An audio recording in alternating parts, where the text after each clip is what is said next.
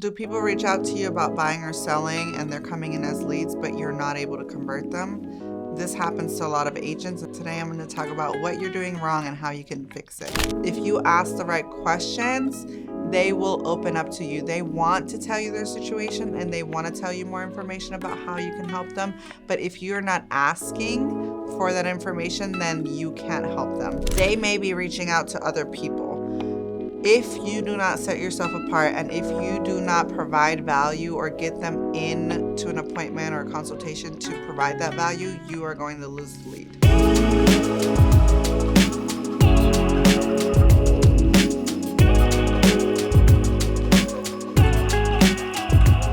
Before I get into it, my name is Vanessa Marquez. I'm a real estate agent in Colorado Springs and your referral partner here. I teach other agents how to grow a six-figure business. And if you have any questions or need any free resources, there's my contact information and those resources are linked below.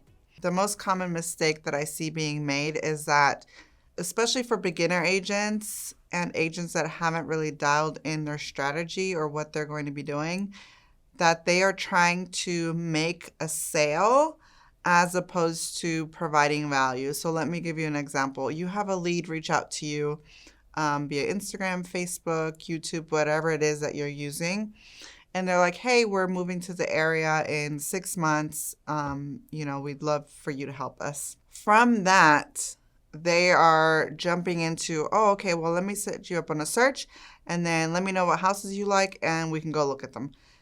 When a lot more goes into that, it's not just you getting them to the house, it's educating the client, providing value, and really like building an experience out of it. First thing I do when someone contacts me is I tell them, hey, thanks so much for reaching out. Can I get your phone number and your email address?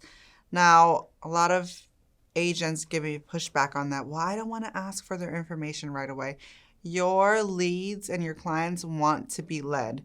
This process is new to them. They don't do it all the time. They kind of need to be guided in the right direction. My first priority is getting them off of whatever platform that they use to reach out to me and getting them into my database. The reason this is important is Instagram, Facebook, TikTok, YouTube, whatever, all those platforms could go away tomorrow. You could be hacked, you could get locked out of it, whatever the case may be. So move their information off of those apps and house their information in a Google Sheet or a CRM as long as that CRM is owned by you and not your broker. From there, I typically set up a buyer consultation, a relocation consultation, or a seller consultation. So whatever the client need is, I'm setting them up for a consultation, and all it is a 15 to 30 minute phone call where I am finding out about them.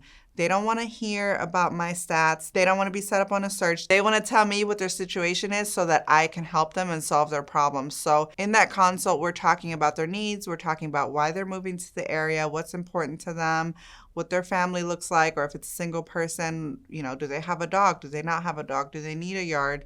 What is their motivator for moving? Are they moving for family? Are they moving for a job? There's so much that goes into it. And if you ask the right questions, they will open up to you. They want to tell you their situation and they want to tell you more information about how you can help them. But if you're not asking for that information, then you can't help them. They may be reaching out to other people. If you do not set yourself apart and if you do not provide value or get them in to an appointment or a consultation to provide that value, you are going to lose the lead. So that's what I would do first. If they're contacting you through social media, move their information over, get their phone number, get their email, and then schedule an appointment right away. You can be on vacation, you can be out of town, you can do a Google Meet or a phone call from anywhere. If the lead does not feel like you are important to them, they are most likely going to use someone else because they want to know that they can rely on you and that they can have someone that is available within a certain time frame without them having to guess and wait for answers. From that consultation, I typically send out a follow-up email with everything that we talked about, highlighting their needs, and then I will provide some resources for them in that email. So if they are moving to the area, I'm sending them my relocation and our neighborhood guide. If they are buying and selling at the same time, I'm sending them that guide for that. So not only have I gotten their information. I've gotten them into a consultation right away. I've done the consultation with them. I'm sending a follow-up email as well with more information and more resources. So if you put me up against another agent who is just saying, okay, I'll set you up on a search, 10 out of 10, I'm winning because I am providing value and I am giving them resources that will help them. People want to work with people that are trying to help them and not just someone that is trying to sell to them. And that kind of brings me to another point. If you're not getting these leads from social media and maybe you're doing open houses or you're cold calling, door knocking, all things that I hate doing and will never do, but I know people do them. If you're not converting your leads, you are saying the wrong things to them. You are selling something and they don't want to be sold to. Nobody wants to be sold to. And when you're taking that approach, it's working against you. So when I first started in Colorado Springs, we didn't know anyone. I wasn't using social media. So I was doing a lot of open houses and my conversion ratio was extremely high because when people came in, I did not sell them that house. I knew if the house was for them, they would buy that house and there wasn't really much that I had to do to sell it to them. But if I tried to sell it, they wouldn't use me. So when they came in and I figured out I had everyone sign in, if they told me they didn't have an agent, I would start talking to them. And I wasn't getting feedback on the house. I wasn't saying, well, do you want to buy this house or not? What do you think? I was asking them questions about them. I was saying, where do you live? Do you live close by? How does this house compare to what you're looking for? So by asking those questions, they started opening up to me because they figured out she's really not trying to sell this house to us. Like, we don't like it really, and we're afraid to tell her, but she kind of cares about our interests. So that got them to trust me in a short amount of time, which meant that I was doing the open house, and if they didn't have an agent, 80% of the time I was converting that person into a client. Another thing that kind of ties into that is listening skills. If you are constantly talking about yourself, you're going to have a hard time converting leads. Your kid might be great at soccer and baseball, and you might love your hobbies and had a great time last night with your friends, but your clients or leads that you just met don't want to hear about you.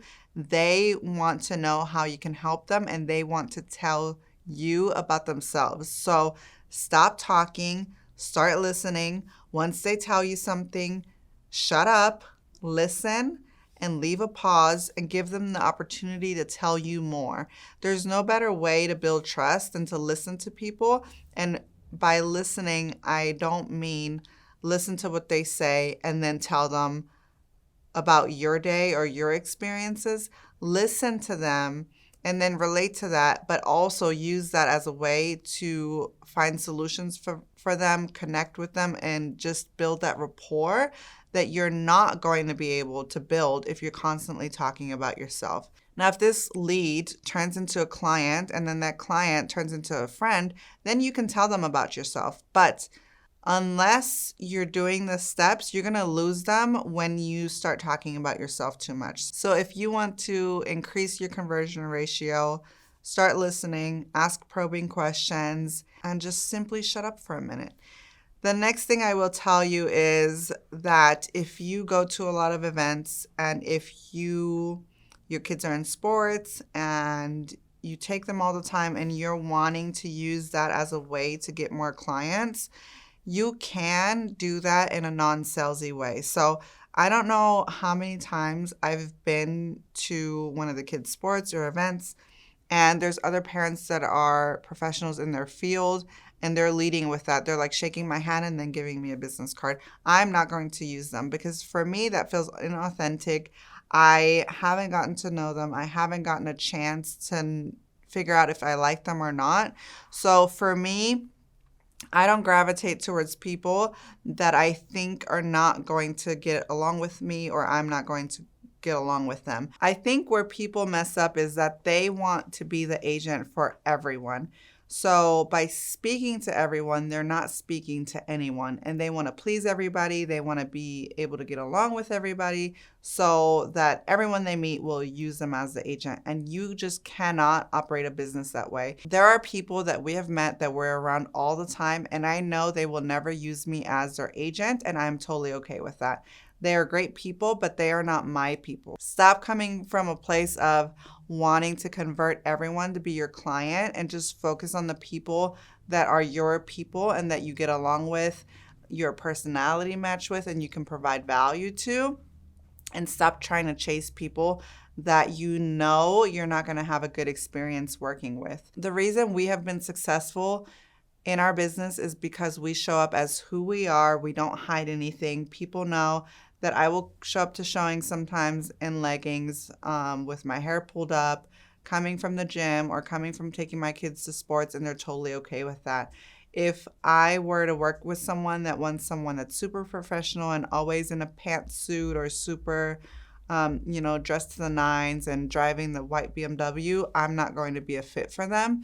So lean into who you are, and you will be able to convert leads easier and more frequently than trying to kind of swim against the current. So to sum it up, you are getting people's information, getting their email, getting their phone number. You're following up. You're scheduling consultations. In those consultations, you're providing value. After that, you're providing resources and you're following up and you're doing the right thing. Beyond that, a dialed in client experience should be a no-brainer. So if you don't have one, follow me on Instagram and I share a lot of tips over there on that account. And I hope this was helpful. If you have any additional questions or would like to reach out, all of my information is linked below.